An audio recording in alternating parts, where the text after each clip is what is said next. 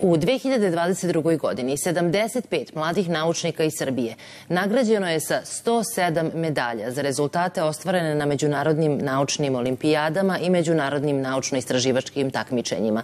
Svakog decembra fondacija koja podržava talentovane mlade učenike nagradi ove buduće naučnike u vidu donacija kao podstrek i podršku njihovom daljem radu i edukaciji. Sa nama ovog jutra Milan Mirčić, učenik 3. razreda gimnazije Mladenovac, koji je u ovoj godini osvojio zlatnu medalju na međunarodnom takmičenju naučno-istraživačkih radova. Milane, dobro jutro, hvala vam što ste danas sa nama. Hvala vam na pozivu. Meni je drago da u poslednjoj emisiji u ovoj godini imamo čoveka za kojeg slobodno možemo da kažemo da je nešto u što bi čoveku kog bi ova država trebalo da se uzda.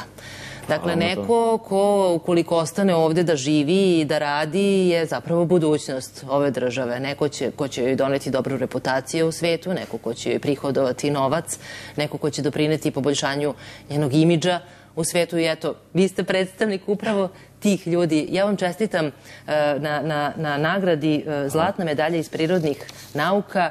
Aplikacija je u pitanju. O kakvoj aplikaciji je reč? Tačan naziv rada je softver veštačke inteligencije za analizu facijalnih ekspresija i preporučivanje pesama.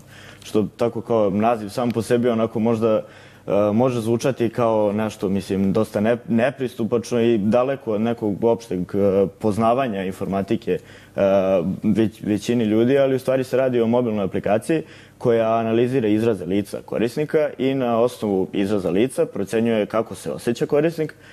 Sa tom informacijom nakon toga aplikacija preporučuje pesme koje bi odgovarale datoj emociji.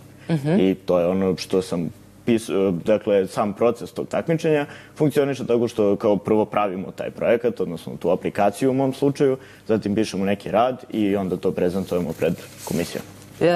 Bavite se informatičkim naukama i muzikom, između ostalog. Zašto vas to baš to zanima? I kakvi su vam planovi?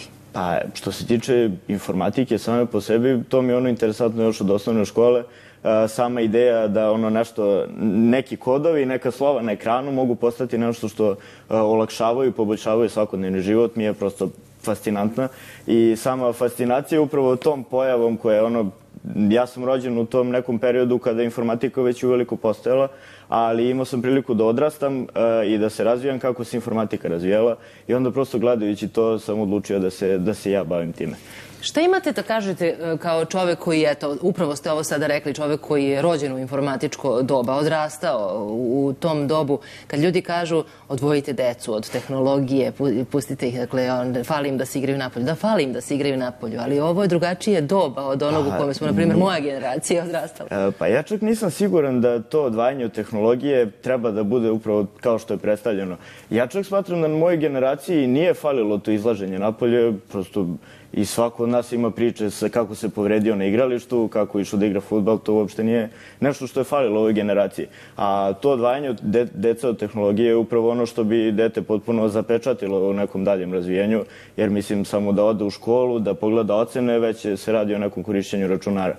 Mislim da je od odvajanja deca od tehnologije više stvar objasniti detetu kako ta tehnologija može da se koristi i koliko u stvari ona nama može, koliko nam može pomoći, tako nam može i odmaći. Mislim, ako uzmemo, ne znam, prvu štampariju, koliko su knjige koje su mogle masovno da se proizvode, mogle da donesu novih znanja i novih informacija, tako su mogle da širi propagandu i negativan kontekst bilo čega. Pa da, ima onda oni ljudi koji imaju strah od novog, a ima opet onih ljudi koji novo prigrle i vide kako da ga na najbolji mogući način iskoriste i onda mi dobijemo pametne mlade naučnike kao što ste vi. E sad, šta vam je plan? Šta ćete da studirate? Pa svakako bih se držao informatike, to je sad već otprilike sam siguran. Negde za sad ideja bi možda to bio fakultet organizacijih nauka ili nešto u tom smeru, ali još uvek nemam tačno definisano, s obzirom da imam još dobrih godinu i nešto dana, ali svakako bih nastavio da se razvijam u ovom smeru informatike. Mnogo vam hvala što ste došli 31. decembra u Novi dan na N1. Želim vam uspeh u daljem radu, ne sumnjam da će ga biti i da se vidimo ponovo posle neke sledeće nagrade i sigurna sam da će njih ponovo biti. Hvala vam veliko.